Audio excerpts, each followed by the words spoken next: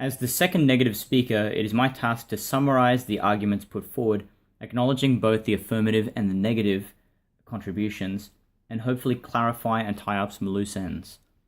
Before this can take place, firstly, I would like to acknowledge the definitions provided by Rachel, the first affirmative speaker, as well as the 4 points taken from church teaching, which underpin the affirmative's position. There are some things which we feel need to be clarified here. Rachel, you said that at the beginning, practices refers to factory farming and breeding, genetic engineering, specifically that factory farming refers to extreme industrialization and commoditization, and that breeding referred to altering the nuclear or the mitochondrial makeup via human technological intervention. That animals refer to non-human animals. You also spoke about artificial meat as being that which is drug enhanced for greater size or greater production rate.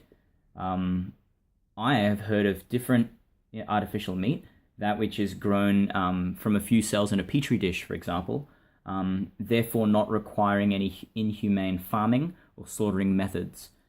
I wonder whether this is a point for consideration in our debate. Lastly, you mentioned the environment as the localized ecosystem within which the farm itself falls.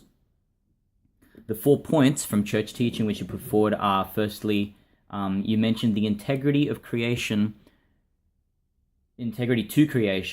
requiring care for all creation as gifts from God. What does this mean? Can we truly care for an animal if our ultimate intention is to slaughter and eat it? Secondly, you give an important imperative to keep the environment and food safe for all. Again, what exactly does this mean? Presumably, as with the first point, all refers to animals, non-human animals as well. Well, if we are going to eat them and slaughter them, they're not safe.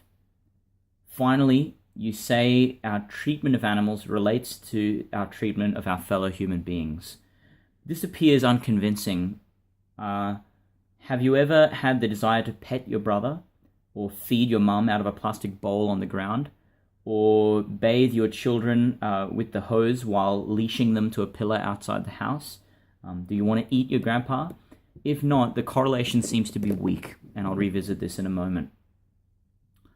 As Carly said, one of the fundamental questions in this debate is, how are we to strike a balance between, on the one hand, equating human and non-human animal life, and on the other hand,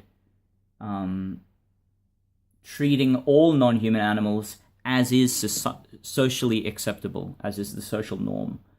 For example, cows and chickens, it's okay to eat their meat. Dogs and cats and things like that are socially for companionship. That's the social norm where we are. You said, since God entrusted animals to the stewardship of humanity, it is legitimate to use animals for food and clothing. Okay. Is it legitimate to use Labradors or Persian kittens for their soft flesh and fur for food and clothing? If not, why not, other than social norm? If we can exterminate a swamp of mosquitoes, why should we have to consider treating a dairy cow humanely, as if one were equal to humans and the other isn't? Of course, as Carly stated earlier, neither of them are human, and therefore neither of them deserve humane treatment. Perhaps what is meant by linking factory farming to interhuman relations, as you did, is this. I have never had the desire to cram humans into intensely confined spaces and in mass numbers, as quoted from you, for my own benefit. There is some correlation between factory farming and the rat race of urban business. But is this moral correlation?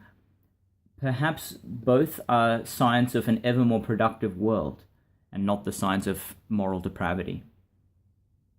The affirmative first speaker mentions greed in the context of exploiting the earth.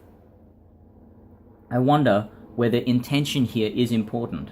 What if I were to slaughter 50 calves in a factory farming context to feed 100 homeless children? My intention is no longer greed, but compassion and generosity. Does this change the morality of the action? Is it morally excellent, neutral, or repugnant? This is a question I leave with you. You mentioned waste. Is this fair, considering the use of cowhide for leather, the use of excrement for manure, and the use of expelled methane gas for fuel, a highly effective fuel?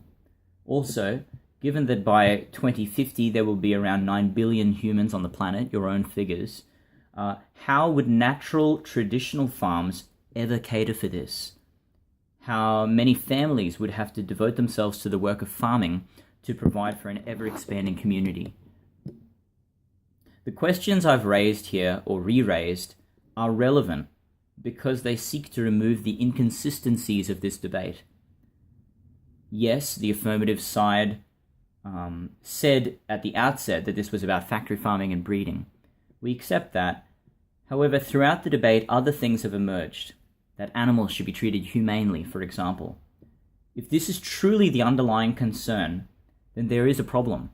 What is immoral in factory farming seems also to be immoral in the traditional farming, inflicting pain on animals. If it is not immoral in the case of traditional farming, it shouldn't be considered immoral in the case of factory farming either. This is a question of inconsistency. Indeed, any meat industry is at heart immoral. If it calls for society... This is a question of inconsistency. If indeed any meat industry is at heart immoral, it calls for the society to adopt a vegan way of living, and this presents many concerns. I refer directly to my notes here that, I might just quote this, many animals are relatively dense in nutrients compared with other foods. Some groups of people who might particularly benefit from the consumption of animal products are very young children with limited stomach capacities to their energy demands, and people living with the immunodeficiency virus, HIV, or acquired immunodeficient syndrome, which is AIDS, who may have increased nutritional requirements but reduced appetites. Other regions lack... Okay, I'm going to stop this.